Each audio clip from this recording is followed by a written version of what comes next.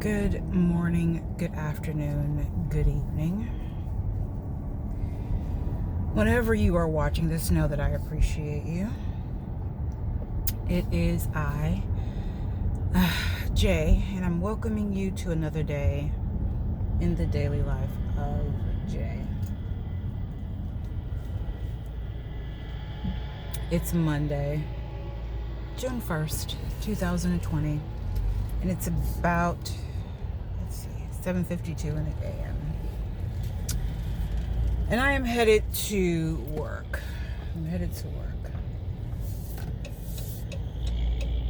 Come on, honey.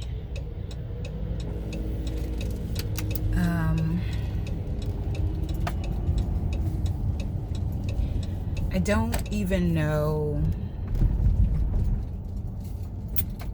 even know what to say. I don't. How are you all doing? That's what I'll ask. How are you all doing? This,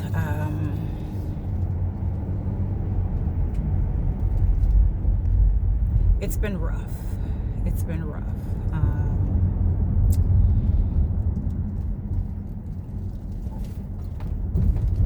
And before I get into that, let me just, I've already asked how you're doing. How was your weekend? I pray that it was a blessed weekend. A weekend with no drama, a weekend of safety, a weekend of peace. I pray that that's the weekend you had. I got a lot going on in my head right now, and I purposely didn't talk this weekend unless I wanted to. I purposely didn't do anything this weekend that I didn't want to do. And that didn't make the husband too happy, but it was where I was in my headspace and what I needed to be okay. And he doesn't grasp that so much, because he needs the noise and the chaos.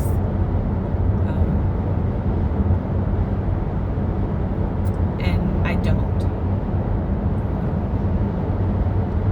I need the peace and the quiet and the purposeful analyzing and the time to process things. So I don't typically get political or talk too much about social events, because I've found that when you do that, political, social events, or religion, I don't typically talk too much about those things. I don't debate with people about those things. I will share my religion with you.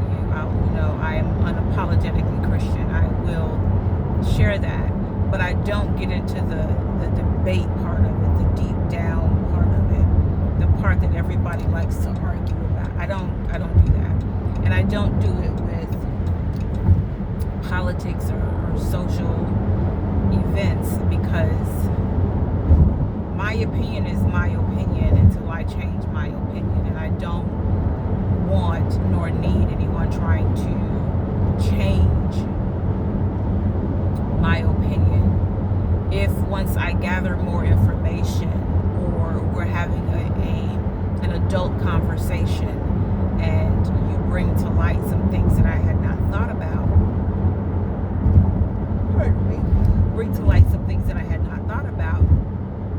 then that may make me rethink some things. Not necessarily change my opinion on it, but it might make me rethink some things. And so that is why I don't really talk much about political things or social events, because it rarely brings about a peaceful conversation mature adult, I think that we should be able to have peaceful conversations, but there just aren't many that think the same way that I do and then follow through on it. But with everything that has happened in the last 2 weeks, on top of this pandemic that we're in, I just have a little bit of a weight of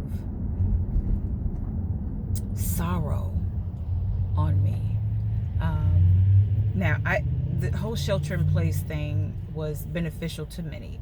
It did not play a huge role in my life Monday through Friday because I still had to go to work. I am considered an essential employee for an essential business, so I still had to show up every day. And if my voice cracks or goes in and out, please forgive. But for whatever reason, even though I rested my voice this weekend, my voice has decided that it doesn't necessarily want to cooperate. But what was I saying? In light of everything that's happened, the shelter in place, that didn't mean a whole lot to me. Like I said, I still had to go to work every day, Monday through Friday, but on the weekends, I tried my best to stay in the house as much as possible, only going out when absolutely necessary. But I know that there are many that had to absolutely stay home and not go out because they were not considered an essential employee for an essential business. Whomever they worked for may have shut down for the 90 days that this has been going on, or they may have had their hours cut because of what's going on.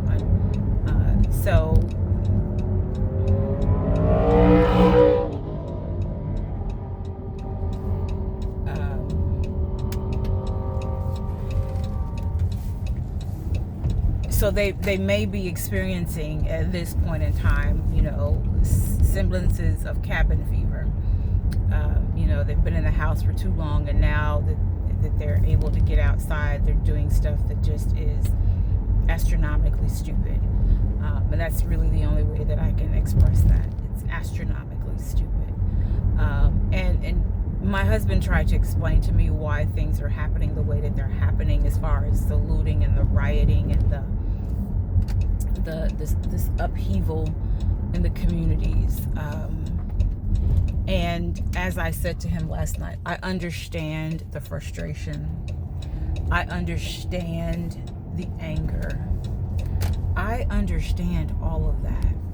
And I am frustrated and I am angry behind yet one more person losing their lives unnecessarily at the hands, especially of law enforcement. I get it. I get it. I am a black woman who had, that conceived, carried, birthed, and then raised 3 black children. I have been married to 2 different black men. I have a black father, black grandfathers, black brothers, black sisters. So I get the frustration with the disparity and the lack of concern as it pertains to black lives and whether they matter or not enough to keep them alive. I understand, and in many cases I overstand that.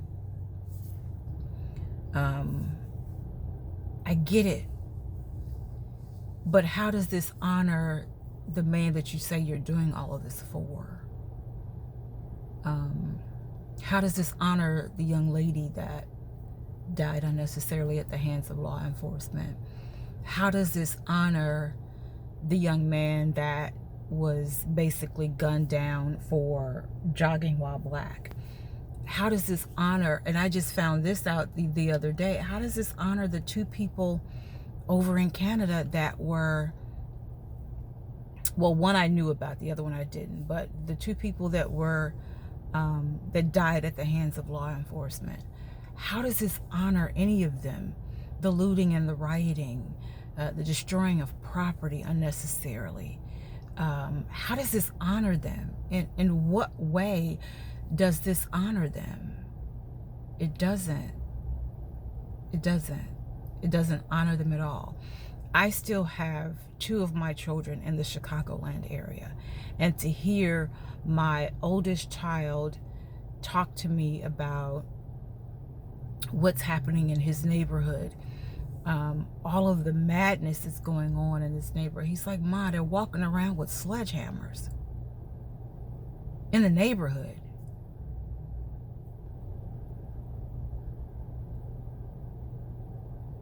Why? Why are you walking? You are walking around with the intent to destroy property that you don't need to destroy. And you're saying that it's in honor of, and I'm not going to say any of the names. I'm going to try my best not to say any of the names, but you're doing all of this, you say, to honor these people, and you're not honoring them. It's a huge dishonor to these individuals that have lost their lives and their families. It's a huge dishonor. It's a huge dishonor. I just don't get it. I don't, and there's no way that it can be explained so that I do get it. I don't get it. And my husband tried. He really tried yesterday to explain it away to me. And I'm like, I don't get it. I don't understand it.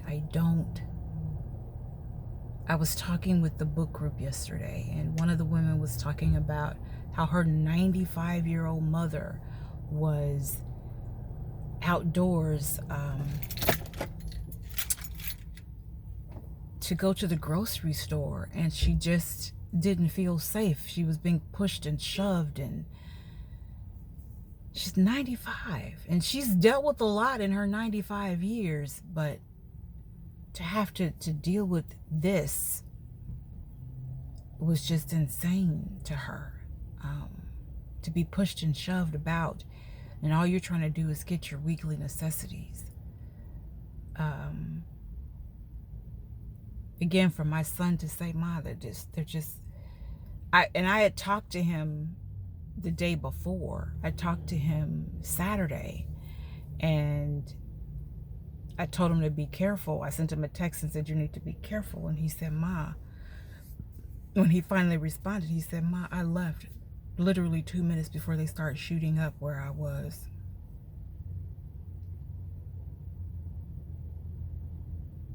Why? Why are you shooting up anything? Why are you walking around with sledgehammers? Why are you robbing liquor stores and walking away with cases of beer and Hennessy?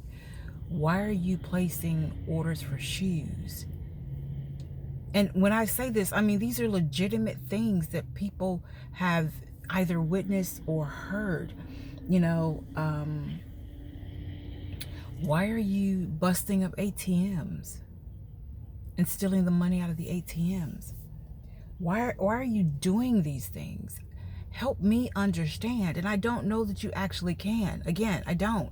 There's no way for this to be explained away. And again, before anyone says they're frustrated and they're angry and they don't have any other way to express themselves, I understand the frustration. I'm frustrated. I understand the anger. I'm angry. But I have other ways to display that. I don't get it. As I have said to both my child and my husband, tomorrow you've got to go buy your baby milk for their cereal.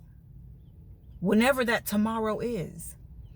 Tomorrow you got to buy Big Mama her prescription. She needs her medicine for her high blood pressure, or her diabetes, or her gout, or whatever. But you've destroyed the grocery store and the pharmacy. They don't want to open now.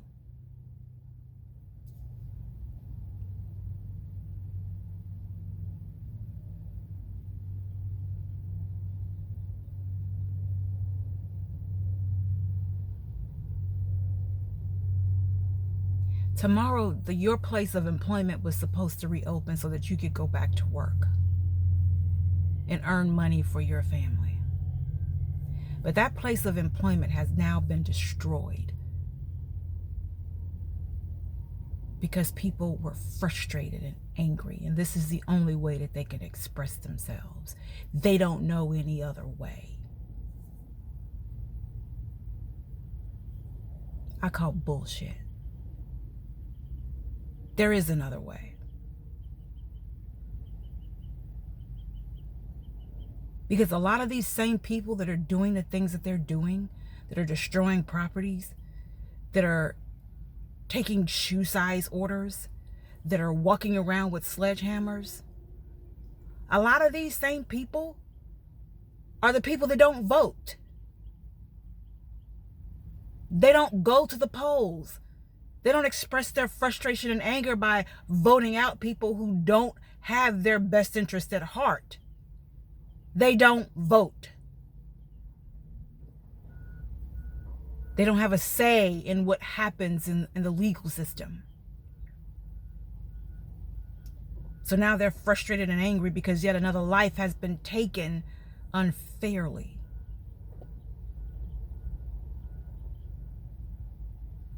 And they don't know how to express themselves. Well, damn it, teach them.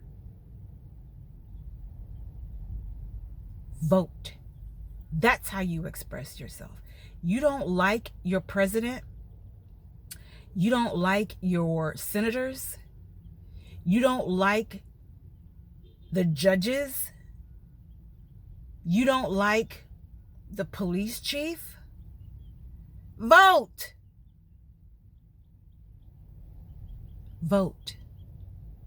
So that when one more person is murdered,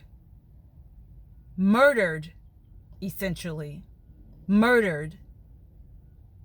when one more person is in a chokehold and they don't deserve to be in one, when one more person has a knee in their neck and they don't deserve the knee in their neck, when one more person is shot dead unnecessarily and they didn't deserve it, when one more person is thrown from a balcony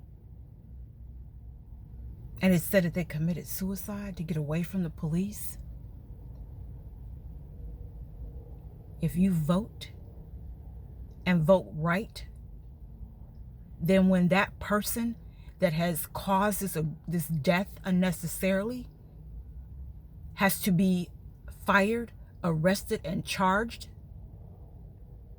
they will actually go to trial and they will be found guilty. You got to vote.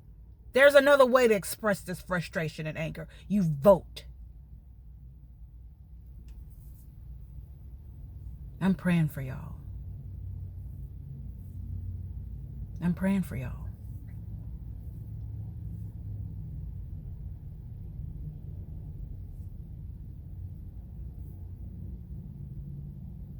This generation that has no dams to give, this generation that's not concerned about their future whatsoever, I'm praying for y'all. I am.